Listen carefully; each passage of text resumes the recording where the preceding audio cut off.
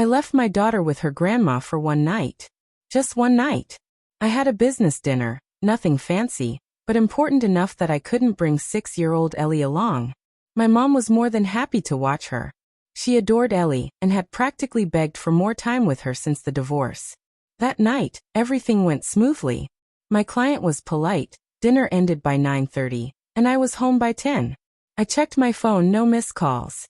I smiled, exhaled, and finally let my body relax. What I didn't expect was the phone call I'd get the next morning. It was my mother. Her voice was unusually tight. "Can you come over?" she asked. "Alone? Please." I knew that tone. It was the same one she used when she called me after my father's heart attack. The kind of tone that meant something wasn't right. I arrived 20 minutes later. Ellie was in the kitchen, happily eating cereal and drawing pink unicorns with glitter markers like it was the best morning in the world.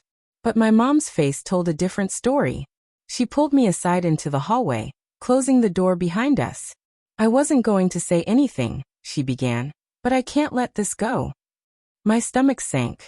She continued, "Last night around 8, Ellie and I were playing Go Fish. She suddenly got quiet and said something odd. Something I couldn't ignore. I held my breath. She said, 'When Daddy plays the sleepover game, the lady always wears Mommy's perfume.' I blinked. 'What?' She said it like it was normal," my mom whispered. "Like it was a routine." I felt like the ground shifted under me. I tried to speak, but no words came. She said it's a game where she has to stay in her room and not make noise, and that the lady leaves before breakfast. I felt dizzy. I gripped the doorframe for balance. My ex-husband, David, and I had divorced a year ago. It wasn't messy, at least not outwardly. We said all the right things in public. We've grown apart. We're still friends. We're focused on Ellie. But deep down, I had always suspected something more. A distance had crept into our marriage long before the paperwork. Late nights. Excuses. A phone that was never left unattended. Still, I had no proof. Just instincts. And when you're raising a child, you talk yourself into believing that silence is better than chaos.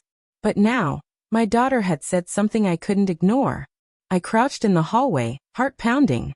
"Did she say who the woman was?" I asked. "She didn't know a name," my mom replied. "But she said she has long hair and always wears red lipstick. That she smells like the pink bottle on your dresser." That was my perfume, my favorite one. A birthday gift from David, ironically. I felt sick. Betrayed all over again. But this wasn't just about cheating. Not anymore. This was exposing our daughter to it. My mother touched my shoulder. "You need to talk to her. Carefully. Without leading her." I nodded, numb. I waited until Ellie finished her cereal. I sat with her on the carpet, surrounded by crayons and glitter stickers. "Hey, baby," I said gently. "Grandma told me you were talking about Daddy's sleepover game. Can you tell me about that?"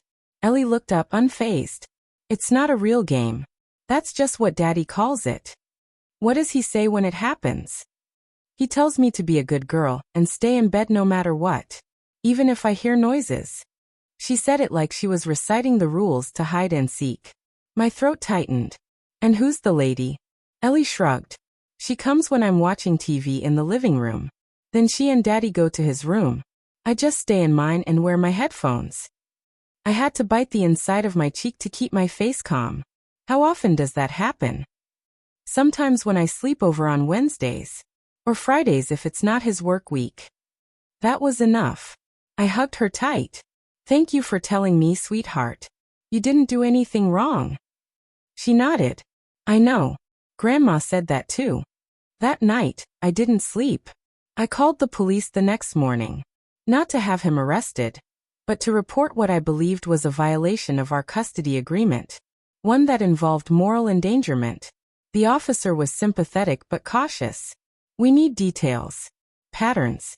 If a child's being exposed to sexual situations, that's a serious issue, but hard to prove without physical evidence or direct witnesses."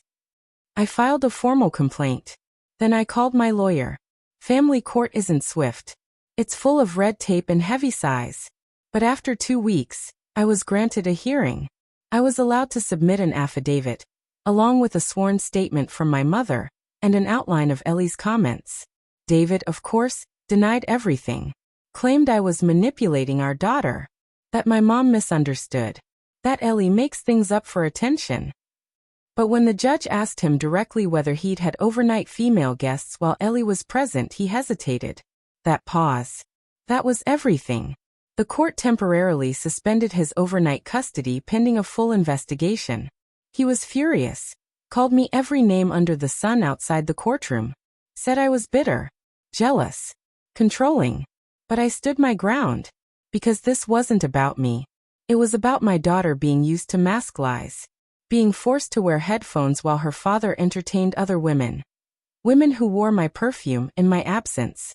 I later learned that one of the women had even met Ellie briefly, just long enough for Ellie to assume she was a friend of mine. David had lied and said Mommy knows her. That lie? That was the end for me. I amended our custody agreement. Supervised visitation for 3 months. Mandatory parenting classes. And 0 overnights until approved by a child psychologist. David called me heartless. But I knew better. Because protecting my child didn't make me vengeful. It made me a mother. And from now on, nothing, not guilt, not manipulation, not fear, would make me stay silent again.